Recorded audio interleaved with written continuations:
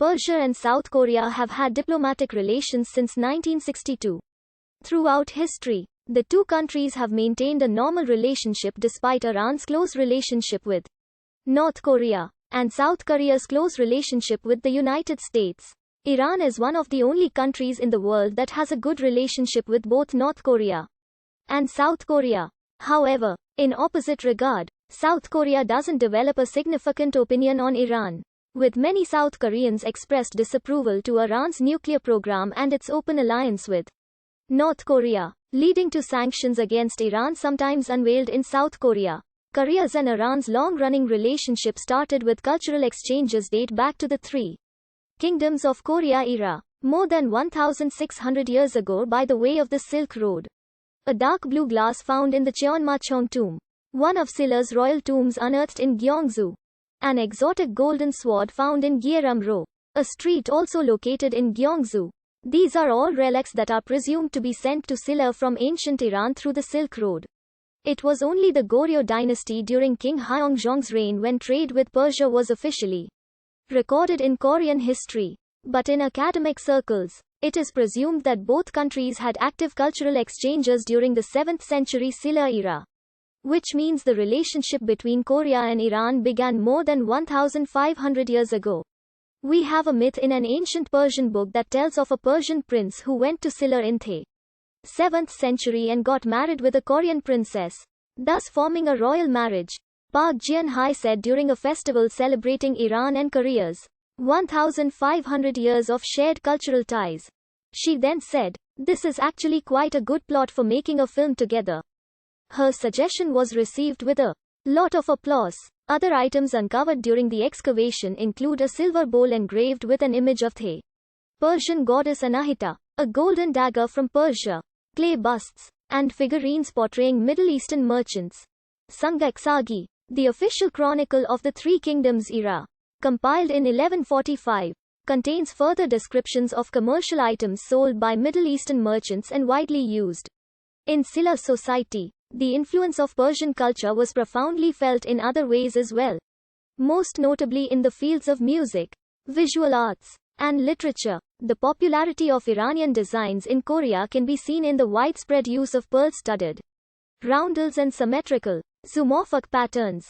An ancient Persian epic poem, the Kushnama, contains detailed descriptions of Silla. South Korea and Iran established relations in August 1962. The Iranian embassy in South Korea opened in April 1967. In June 2007, South Korea's then Foreign Minister, Song Min-soon, supported a diplomatic solution to the international disagreement over Iran's nuclear program. In November 2008, South Korea's next Foreign Minister, Yoo Myung-hwan, said that Iran needs to reassure the international community of the peaceful nature of its nuclear program. According to UN Secretary-General Ban Ki-moon, a South Korean, the Iranian foreign minister stressed that his country is pushing for a nuclear program for peaceful purposes. Iran's nuclear program and its alliance with North Korea have been under subject of criticism in South Korea, sometimes affected relations. South Korea unveiled sanctions against Iran in 2010 to show its open disapproval. While politically not close, Iran and South Korea enjoy much closer economic ties with bilateral trade totaling roughly $10 billion in 2008. Despite disagreements over Iran's nuclear enrichment activity, Vice President of the Korea Trade Investment Promotion Agency Hong Ki-war and the head of Iran's Investment and Technical and Economic Assistances Organization, Mohammad Khazai, signed a Memorandum of Understanding in April 2007, in which they agreed to form a committee with the aim of boosting trade between their two countries.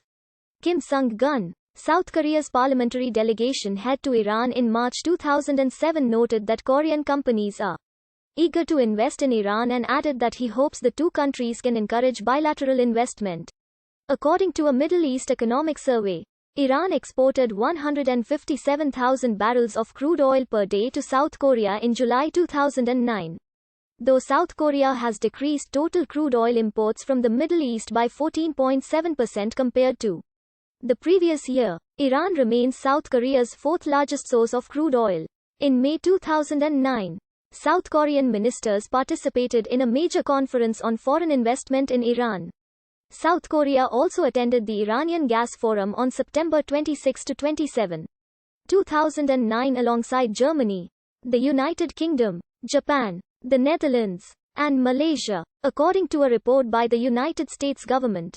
As of April 2010, there were 3 South Korean firms active in Iran's hydrocarbon sector between 2005 and 2009 that received U.S. government contracts totaling